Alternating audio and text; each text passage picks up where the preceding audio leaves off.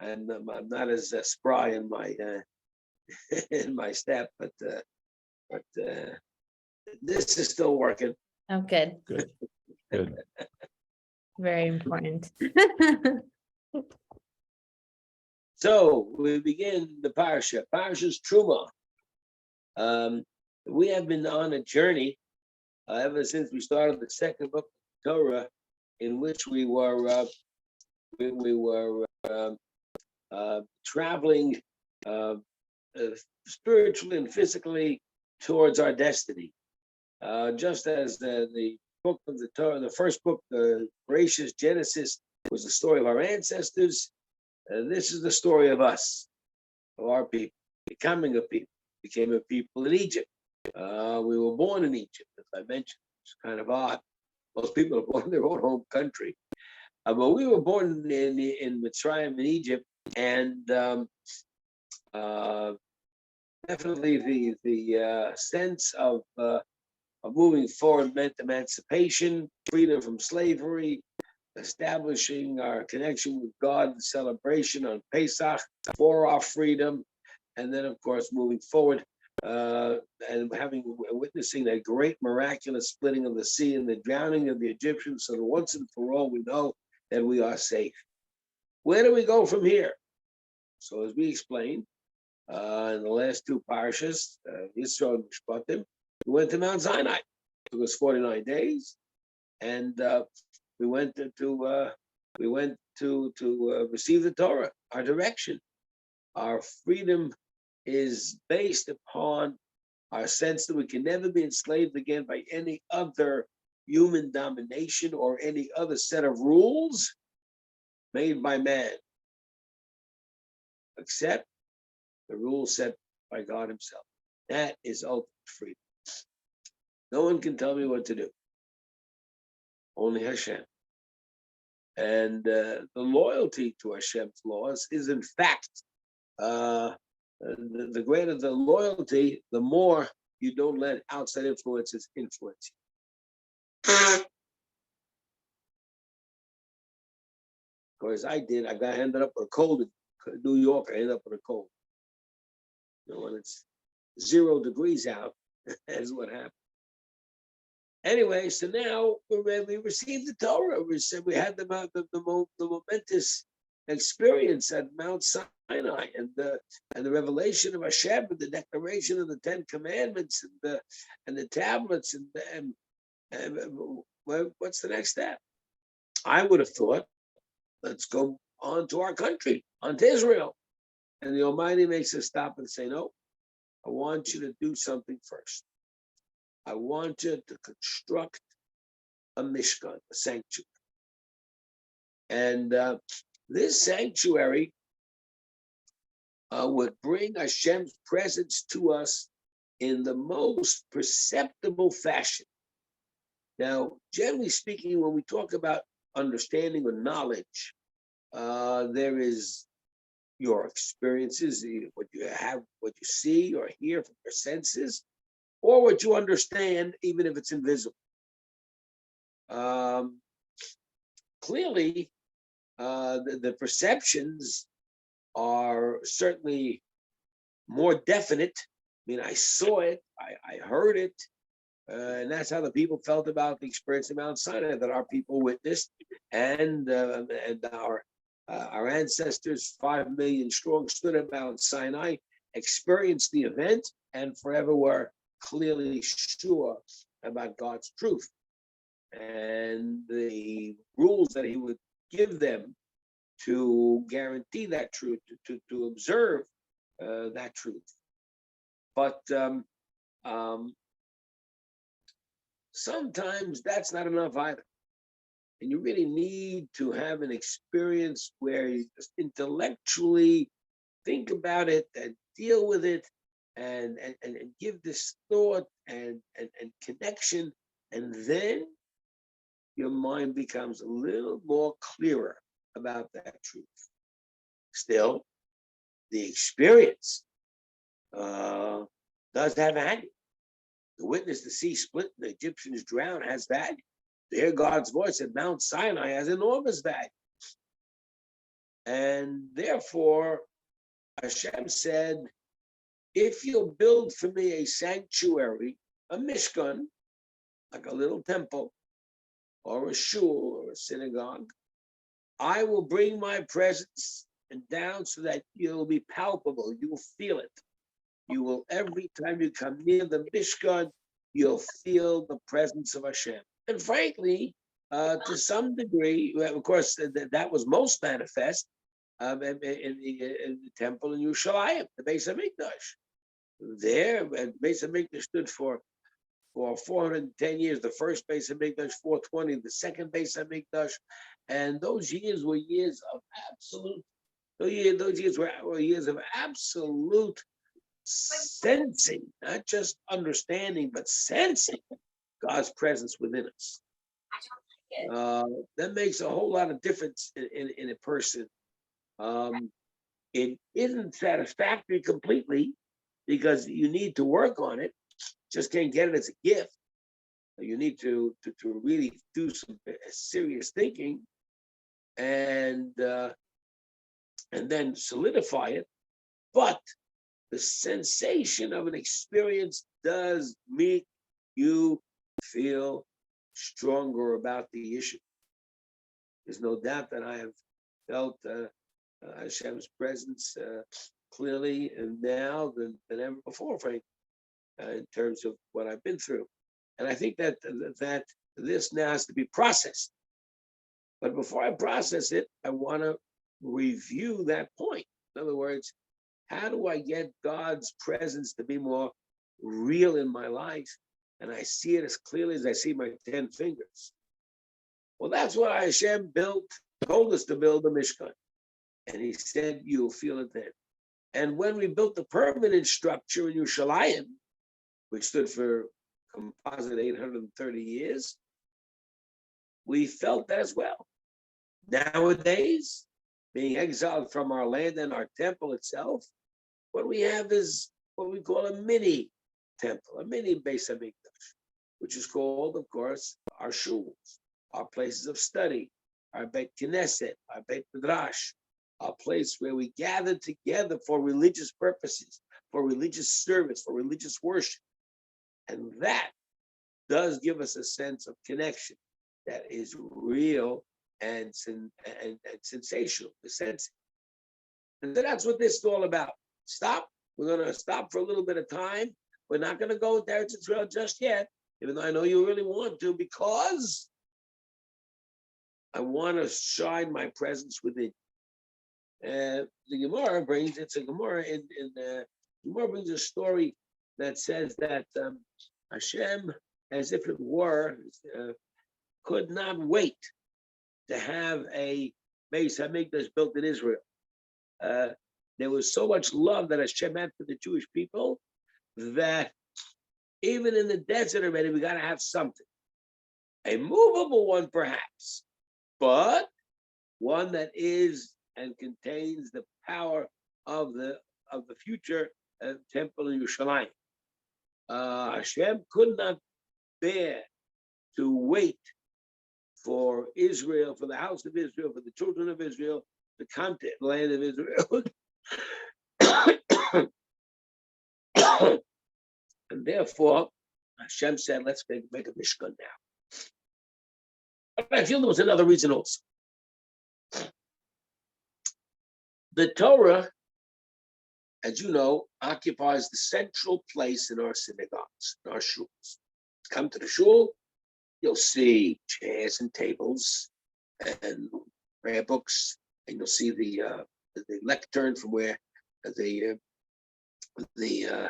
chazan begins to lead the service, and you'll see the large table where the person may read the Torah for the congregation, and you'll see the mechitza between men and women, and you'll see a washing place outside so that people can wash and purify themselves before going to the shul. And you'll see a lot of different things that make up what a shul is. But nothing is more important, more central to the shul than the ark in front. And the ark itself has very little meaning unless there's a Torah inside. We had a Torah, or we had a Torah.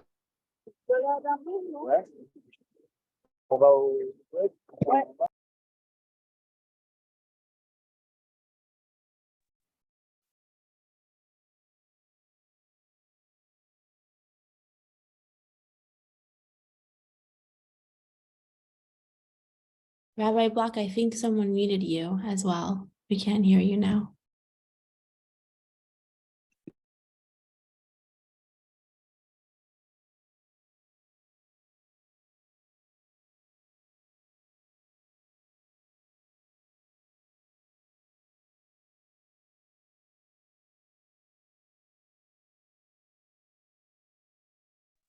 How about now? All clear. Okay. Perfect. Wonderful, wonderful. And so we have this Torah, which Hashem has given us, not completely, not filled out just yet, because there's much more to write that Moshe Rabbeinu will be getting from God as we continue to process through the desert and the journey until the scroll is completed. But whatever the scroll is, as of now, we put it inside the ark and also the tablets in the ark. And this, what it does to the structure is amazing. What is the structure? The structure, first of all, is you have to have the ark. And then you have the table where the showbread was kept. And then you have the menorah where the candles were lit. That took center stage on Hanukkah when we had to light the menorah. And a miracle occurred. And olive oil for one day lasted for 8. And then you had the outside structure of the Mishkan itself, and the beams and the curtains. And then you also had the curtains in front of the ark. And then you had, of course, really, really important was the Mizbeach, the Mizbechos, the altars where the sacrifices would be done.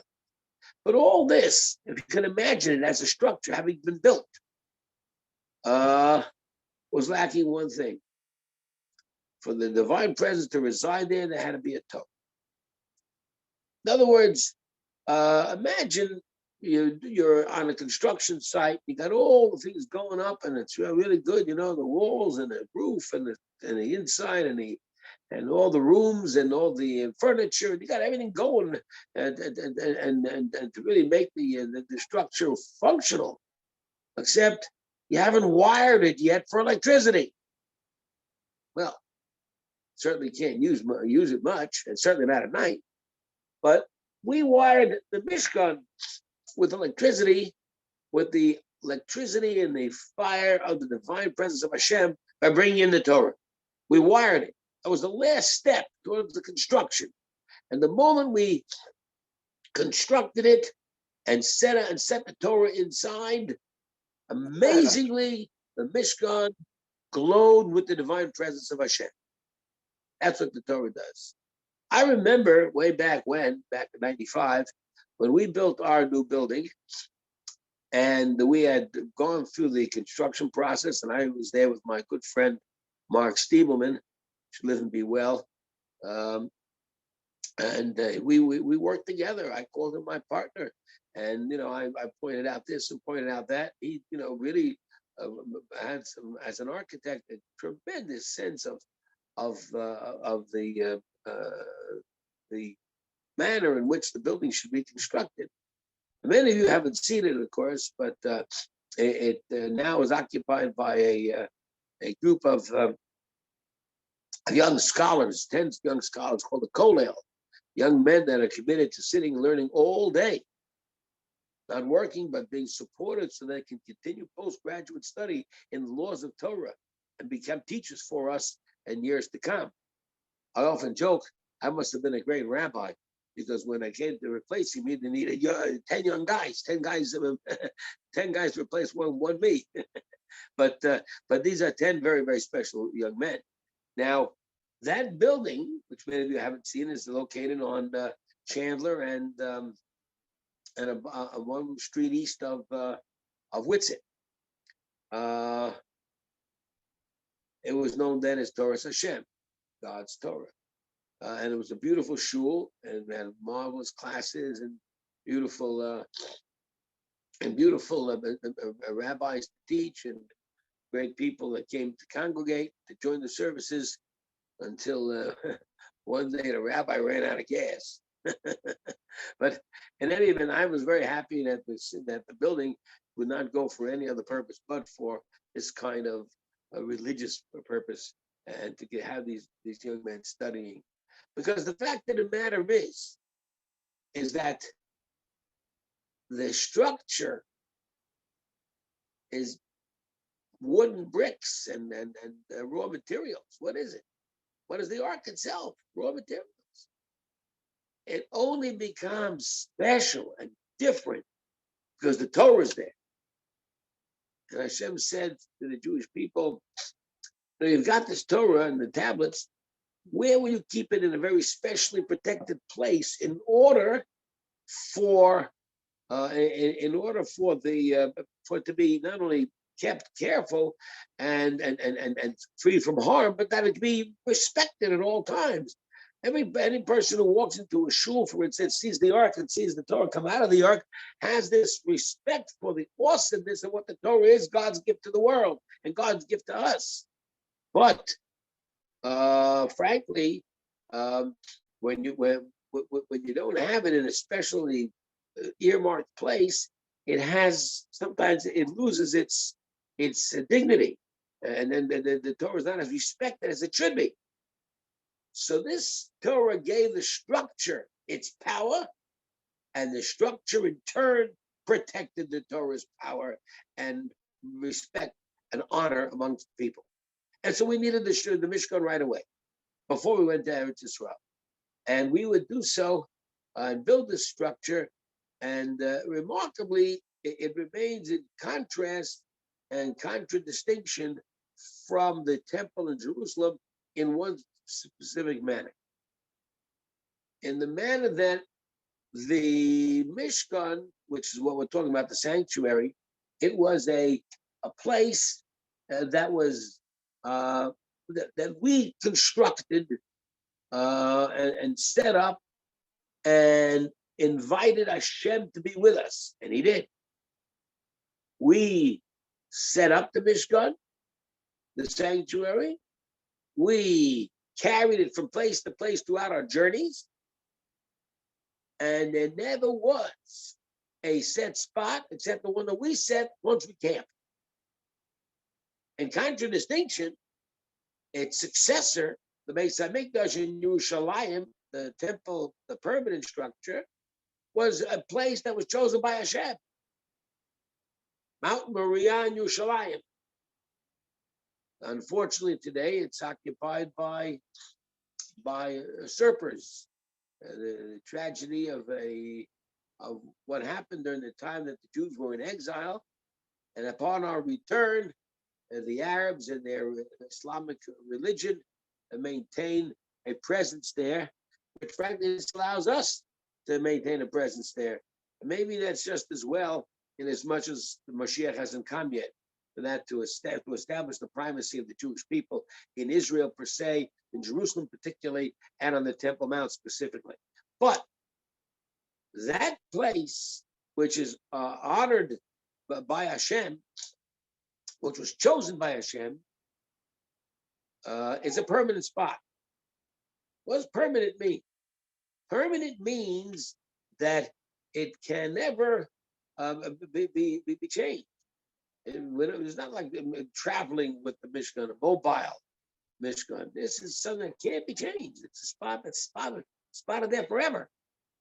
It started, well, you can say that Yaakov Avinu, Jacob our father, upon his trip to outside of Israel to find his wives and fathered the Jewish people in the 12 tribes, slept there on the night of his trip and made it a holy place, prayed there.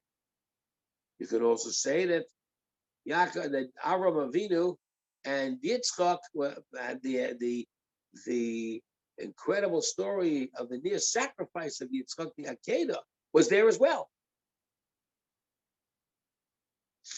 But the truth is is that it was chosen from Bereshit, from Genesis, from the beginning.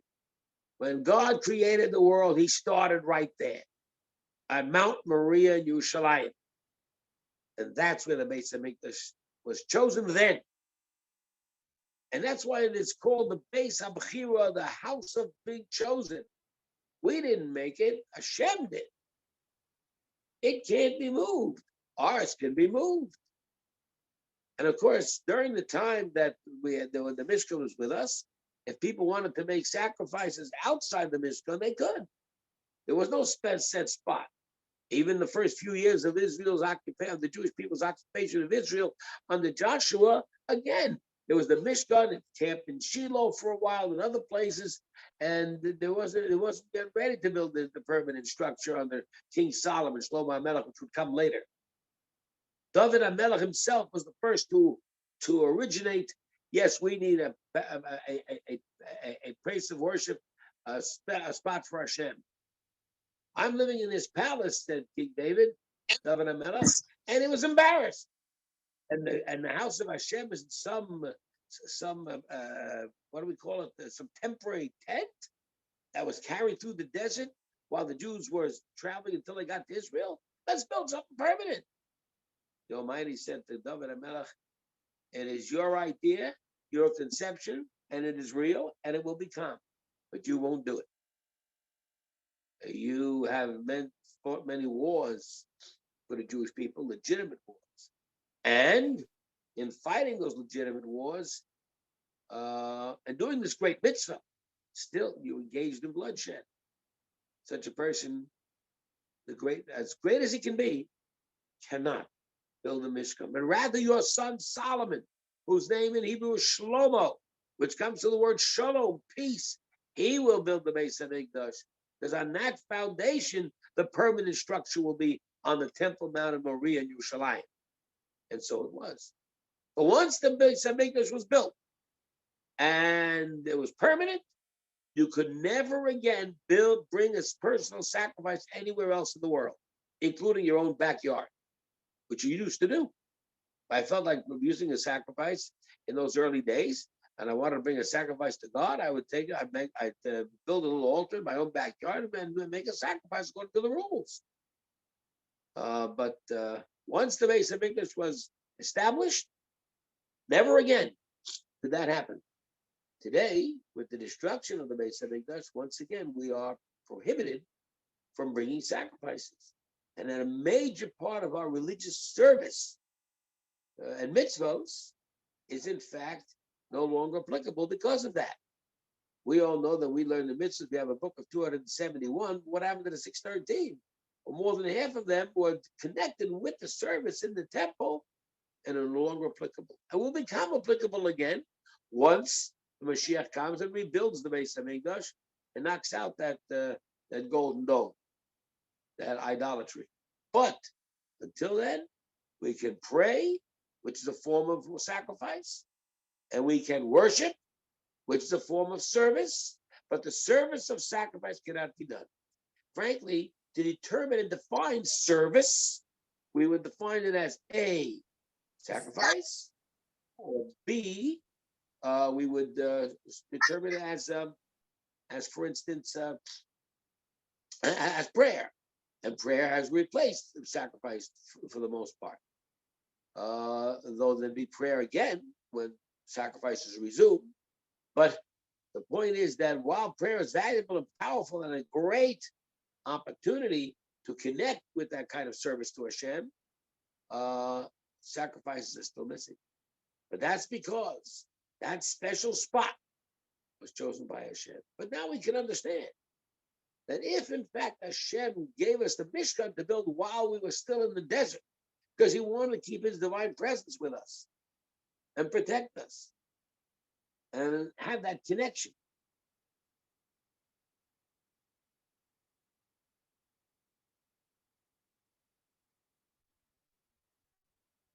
If in fact that was our connection to Hashem, with the divine presence residing within our midst, shall we say, at the time, of the Mishkan, the temporary mobile sanctuary. And then, of course, the divine presence came in its full glory to the permanent structure with the first and second temples in Beis Hamikdash in Yerushalayim. We can therefore sense the absence of the divine presence amongst us. Still, rabbis teach from various passages and prove the point that the Almighty went into exile with us once we were exiled from our people. Hold on one moment.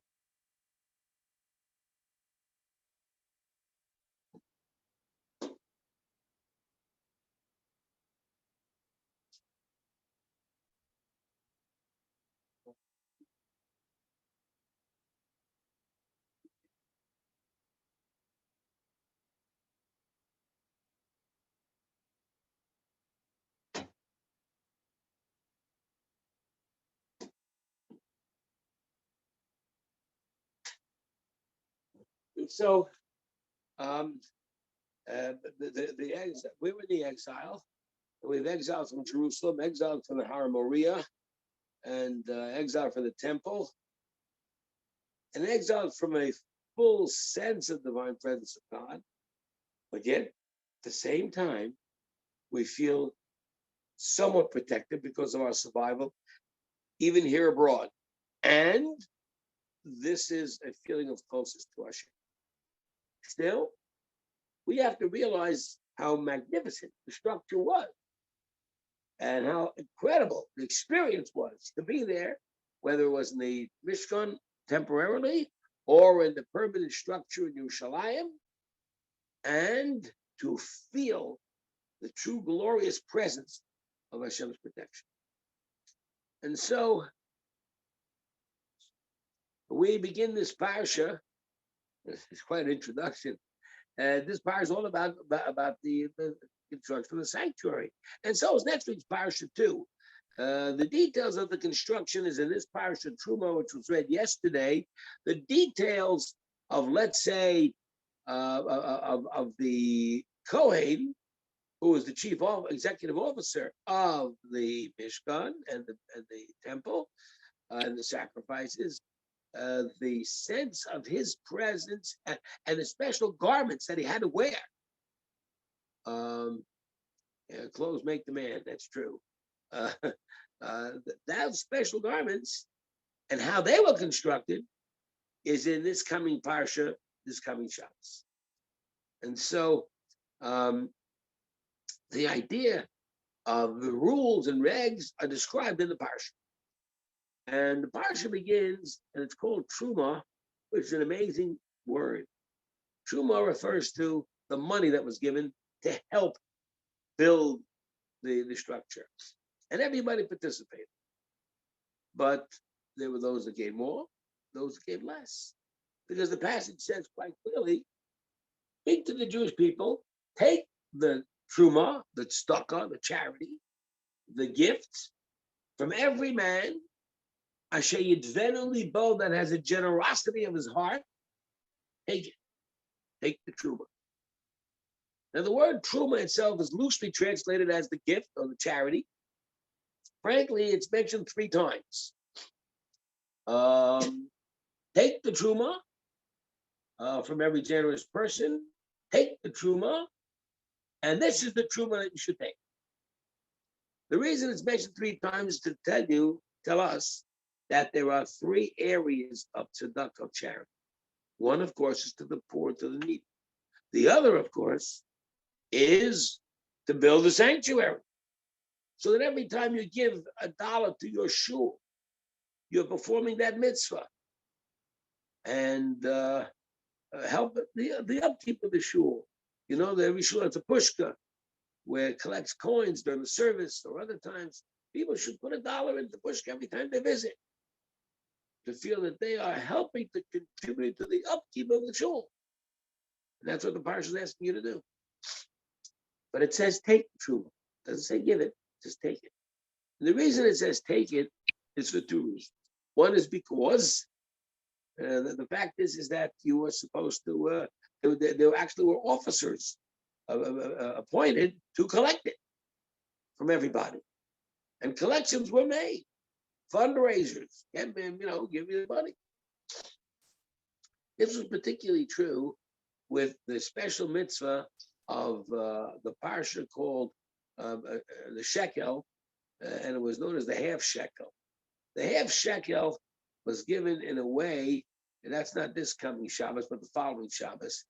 The half shekel was given to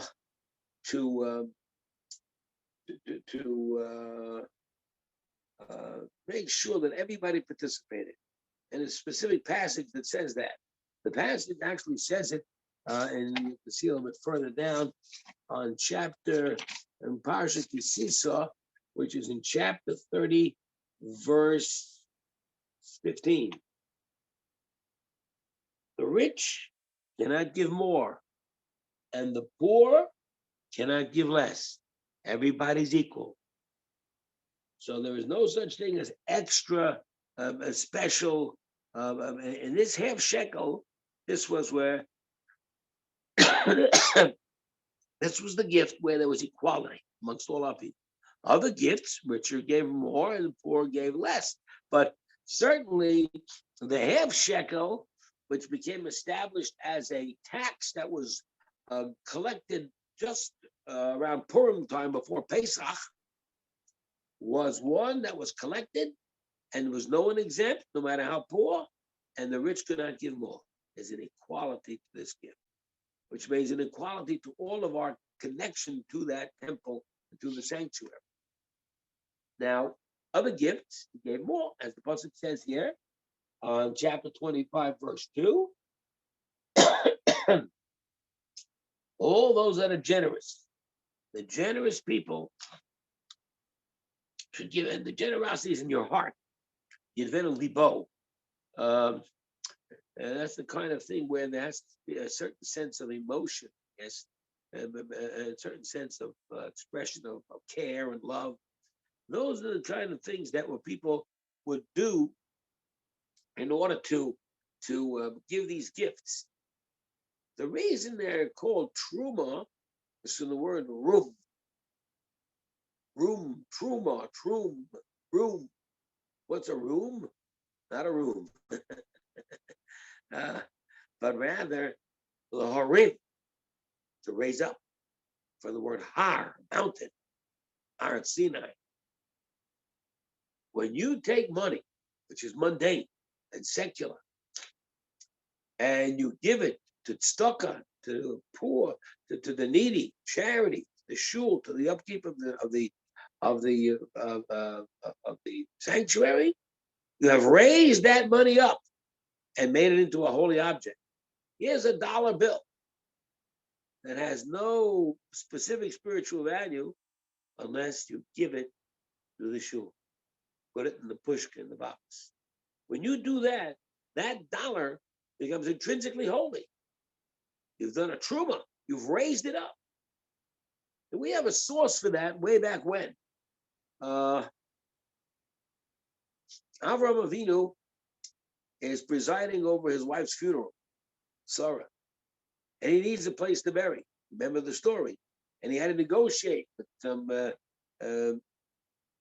literally people of little value, who just only valued money, and they wanted to. They demanded full payment, even though they casually offered maybe for free, but they didn't mean it. And Avram Avinu knew it; they didn't mean it. He said, "I want to pay top dollar," so they asked the top dollar, 400 shekel. Okay.